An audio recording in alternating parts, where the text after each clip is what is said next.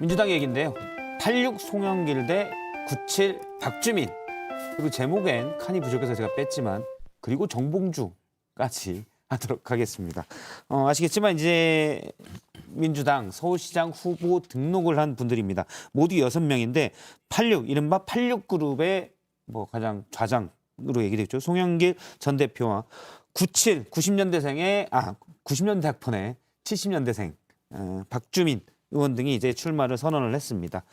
일단 송영길 대표가 페이스북에 쓴 글을 보면 지방선거에 마중물이 필요하다면 피하거나 외면하지 않는 것이 당대표를 했던 저의 숙명이라고 생각합니다. 라면서 출마 의견을 밝혔고요. 이제 세대 교체를 강조한 박주민 의원은 73년생 5살 소리아빠 박주민이 더 젊고 더 새로운 서울시를 만들겠다라고 했습니다. 또 한 사람 정봉주 정개특위 공동위원장 민주당이죠. 원래 열린민주당의 의원이었고 예, 같이 있었습니다. 예. 제가 이제 김진애 의원도 출마를 했죠. 예, 김진애 의원도 출마를 하고요. 이 자리에서 종종 불렀었는데 평론으로 네. 불렀었는데 본인이 계속 서울시장 출마설을 저울질한다. 네. 간을 보고 있다고 했습니다. 그 얘기 잠깐 듣고 오겠습니다. 예, 저도 이번 기회에 아주 당당한 정봉주보다 간봉주도 한번 해보겠습니다. 간을 끝까지 보겠다. 예, 간철수만 있는 게 아니다. 간봉주도 있다. 간봉주. 예, 예. 저희 패널 어드밴티지로 제가 한 번 더 저희 고정을 하셨으니. 네. 예. 저희 또 어쩝니까? 또 아니 그 정도 어드밴티지 드려야죠. 네. 뭐. 예. 간 보신다고 2주째 얘기하시다가 네. 간은 다 봤는지 출마를 선언했습니다.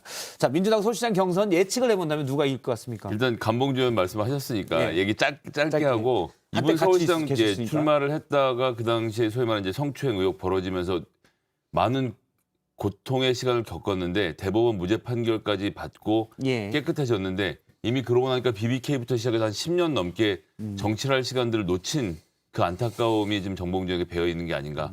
예, 정봉주 의원 이제 개인적으로 화이팅을 외치고요. 예, 선거는 그건 이제 다르게 돌아가겠죠. 결과와 상관없이 예, 경선 결과와 상관없이 안타까운 그럼이 묻어 있었다. 예, 화면이 나오니까 예. 드린 말씀이고요. 아니 저도 참고적으로 우리 봉주 형님 응원해드리고 싶은 게 방송에서 토론을 많이 했지만 사적으로는 되게 친하거든요. 정봉주 화이팅. 두 분 말씀이 어차피 안 될 줄 알고 화이팅하는 저는 진심으로 화이팅입니다. 네. 저희 패널이니까. 네.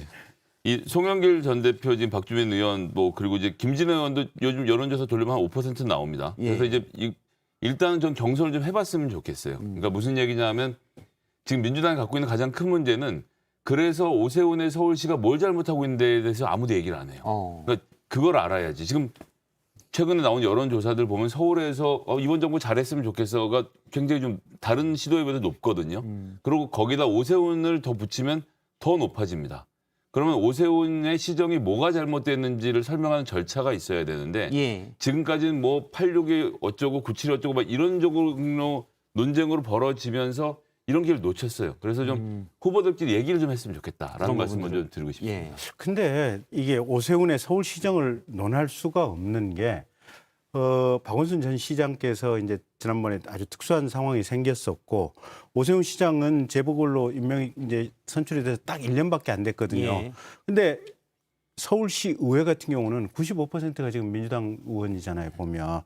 그래서 본인이 뭐 하나 본인 뜻대로 할 수 없는 임기를 딱 1년을 보냈거든요. 그래서 오세훈 시장 같은 경우는 정말 서울시를 바꾸기 위해서는 서울 시민들의 생각이 자, 오세훈에게 진짜 임기 4년을 한 번 더 줘봐야 되는 것이 아니냐.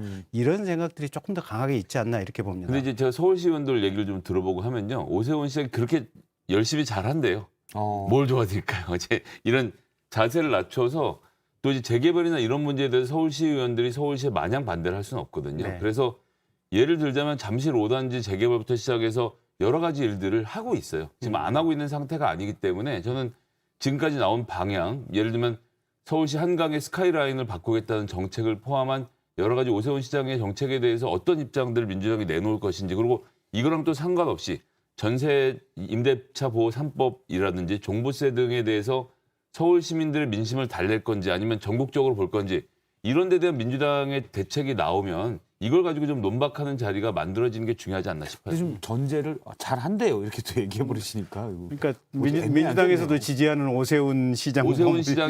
오세훈 시장이 서울시 의원들한테 의원들에게 잘한다고. 잘한다. 예. 일을 잘한다가 아니라 시의원들에게 시의원들에게 잘 대한다 이런 얘기. 일을 잘한다는 일단 모르고 그거는 뭐 제가 알 수 있는 영역이 아니고요. 모르고 그 이제- 부분에 대해서 각 후보들이 입장을 내놓고 자 이건 이렇게 해야 된다, 저건 저렇게 해야 된다라고 갑론을박이 일어나야 되는데 너무 좀 그 다른 문제로 넘어와 있어서 좀 안타깝습니다. 그렇죠. 지금 어쨌든 강자가 버티고 있는데 강자에 대해서 문제 삼지 않을 거면 그냥 쭉 가도 된다는 얘기가 논리가 되어버리잖아요. 그렇죠. 그런 고민이 없었다는 얘기고요. 결과는 그래서 민주당에서 누가 될 것 같습니까? 사실 송영길 대 박주민 그리고 정봉주까지 패널 어드밴티지로 끝까지 얘기를 하는데 근데 지금 엊그제 이제 최근 2, 3일 사이에 여론조사 나온 것을 보면 예. 지난번 이제 박영선 후보가 그나마 지금 조금 여론조사해 보면 수치가 높은데 그래도 차이가 한 12% 차이가 난다는 것 같고요. 송영길을 후보로 했을 때는 한 13%, 그다음에 이제 박주민 같은 경우는 한 17% 수치가 이 정도 차이가 나더라고요. 그러다 보니까 지금 윤호중 비대위원장 같은 경우는 이게 도저히 안 되면 우리가 전략 공천을 하든지 외부에서 영입해 오는 방안도 고려할 수 있다. 이 정도까지 워딩이 지금 나오고 있는 상황이기 때문에 민주당 안에서는 이 부분에 대해서 생각의 변수가 굉장히 지금 큰 상황이 아닌가. 사실 여론조사 조금만 더 들여다봤으면 좋겠는 게 오세훈은 현직 서울시장이시기 때문에 오세훈 시장 대 누구로 붙이면 당연히 시장 어드밴티지가 있는 것이고 이쪽도 후보가 정리되고 나서 1대1로 붙는 그림은 다르고 민주당이 지금 서울에서 지지율이 좀 올라간 상태입니다. 그래서 여러 가지 여론조사가 혼재되어 있기 때문에 지금 당장 딱 무조건 송영길이 안 된다, 박영선이 안 된다라고 말할 단계는 아닌 것 같습니다. 예, 일단 박지원 민주당 공동 비대위원장이죠. 이 서울시장을 하겠다고 후보 등록한 사람들에게 대해서 상당히 실망스럽다라고 비판의 목소리를 냈습니다. 잠깐 들어보겠습니다. 부동산 문제로 국민을 실망시킨 분들이 예비 후보자 등록을 했습니다. 재선 패배 책임을 지겠다고 물러난 전 당대표께서도 마찬가지로 후보자 등록을 하셨습니다. 우리 민주당이 과연 대선에 진 정당이 맞는지, 반성하고 책임질 자세는 되어 있는지, 민주당을 다시 세대의 늪으로 밀어넣고 있는 것은 아닌지 심각하게 되돌아봐야 합니다. 예, 사실은 뭐 많은 후보들이 고민에 고민을 거듭해서 출마를 했는데 이렇게 벌써 당내에서도 책임질 분들이 지금 나오고 있다라는 비판이 있습니다. 그런 문제들이 좀 아마 고민이 있기 때문에 윤호중 공동 비대위원장 앞서 김경진 의원님이 지적하신 대로 전략 공천 가능성도 어제 언급을 했었는데요. 역시 이어서 들어보겠습니다. 그러니까 경쟁력 있는 후보가 있다라고 하면 이 경선을 통해서 이제 그 후보를 결정하게 되겠죠. 네네. 그런데 이 신청한 후보들 중에 경쟁력 있는 후보가 없다. 뭐 이런 경우에는 이제 그 전체의 20%, 그러니까 17개 광역단체장 중에 20%니까 3개 정도죠. 예. 3개 정도를 그 전략 공천을 할 수 있는 권한이 이 비대위에 있습니다. 예, 전략 공천을 서울시에서 할 수도 있을까요, 민주당이? 전 지금 구조에서는 별로 그럴 것 같지는 않습니다. 일단 후보들이 있고 예. 뭐 전직 당대표를 포함해서 있는 상태고요. 박지원 비대위원장 뭐 좀 세게 말씀을 하셨지만 그런 이야기를 하기를 바라는 유권자들 입장에서는 전 시원한 말씀을 하셨다고 생각해요. 그 말씀에 맞고 틀리고를 떠나서 예. 민주당 내에서 다양한 목소리가 있어야 되니까요.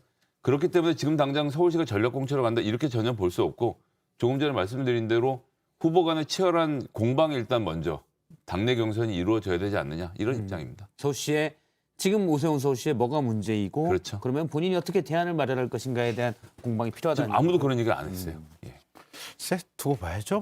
두고 봐야 될 것 같고. 근데 과거에 보면 조순 시장이라든지 또 박원순 시장 같은 경우는 사실은 그때는 민주당인이 아니었잖아요. 예. 밖에서 전폭적으로 지금 일종의 초빙돼서 들어와서 소방수, 구원투수 형태로 지금 출마를 했었는데 오히려 대박이 난 케이스이기 때문에 사실은 이번 상황도 어떻게 전개가 될지는 민주당 내 의사결정 구조를 좀 지켜봐야죠. 근데 저는 개인적으로 가령 박주민 의원 같은 경우 좀 출마한 것도 긍정적으로 보고 있고요. 예. 사실은 지난번에 대선 때 박용진 후보 같은 경우 또 나와서 굉장히 좋은 여러 가지 이 과정을 만들었지 않습니까? 근데 박용진 후보는 왜 서울시장 안 나왔는지 모르겠어요. 그러게 저도 물어본다고 하는 게 깜빡했습니다. 왜 안 나왔다니까? 근데 이제 모든 선거를 다 나가는 것에 대해서 부담을 느낄 수 있어요. 지금 박용진, 박주민 의원 이 두 분이 어쨌건 다음 세대의 리더십을 만들고 있는 사람들인데 그래서 여러 선거에서 차출을 요청하는 경우가 많고 또 8월에 바로 당대표 선거가 있지 않습니까? 예. 고민이 많겠죠. 아, 박용진 의원은 당대표를 노리고 간다. 제가 그렇게 말씀드리진 않았습니다. 아, 예. 가능성이 열려 있고요. 가능성 정도를 보는데 모든 선거를 나가면 너 또 선거 나왔냐는 얘기를 듣기 때문에 그렇죠. 거기서 취사 선택을 해야 되는 상황으로 봐야 되겠죠. 요런 모양도 좋네요. 지금 안 나오고 보니까 박용진 의원이 네, 사실 70년대생의 재선인데 네. 왜 안 나와? 지금 다들 얘기하는 네. 것도 박용진 의원으로서는 의외의 소득일 것 같아요. 근데 제가 보기에는 시장 나오는 게 좋았을 것 같아요. 그래서 시장으로서 행정 경험을 쌓고 다음번 대권에 도전하면은 훨씬 좋지 않았을까 생각을 하는데. 박용진 의원이 뭐 고민이 좀 있었겠지요. 네. 예, 알겠습니다. 오늘 두 분 말씀은 여기까지 듣도록 하겠습니다. 고맙습니다.